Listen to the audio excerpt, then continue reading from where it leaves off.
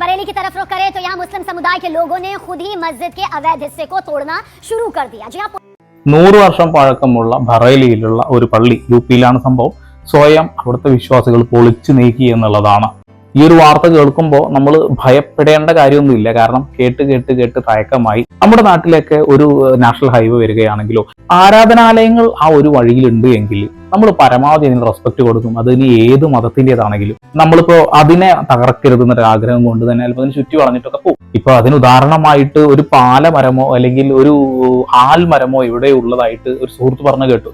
Road പണിയുടെ സമയത്ത് അങ്ങനെ ഒരു സംഭവം ഉള്ളത് കൊണ്ട് അതിന് ചുറ്റി വളഞ്ഞ് വിട്ടു. മറ്റുള്ള മതങ്ങളെ സംരക്ഷിക്കുക, മതങ്ങളെ അവഹേളിക്കാതിരിക്കുക എന്നുള്ളൊരു കാര്യം നമ്മുടെ സംസ്ഥാനം ചെയ്യും. പക്ഷെ യു.പിയിൽ അങ്ങനെയൊന്നുമല്ല. യു.പിയിൽ ഇപ്പോൾ കണ്ടുവരുന്ന ഒരു കാര്യം എന്ന് വെച്ചിട്ടുണ്ടെങ്കിൽ പള്ളികളുടെ നേരെയാണ് അതിക്രമങ്ങൾ വന്നുകൊണ്ടിരിക്കുന്നത്. അതായത് റോഡ് പണി നടക്കുന്നു, അതുകൊണ്ട് 100 വർഷമോ 200 വർഷമോ പഴക്കമുള്ള പള്ളിയാണെന്നും നോക്കൊന്നുമില്ല, പൊളിച്ചങ്ങ് നീക്കും.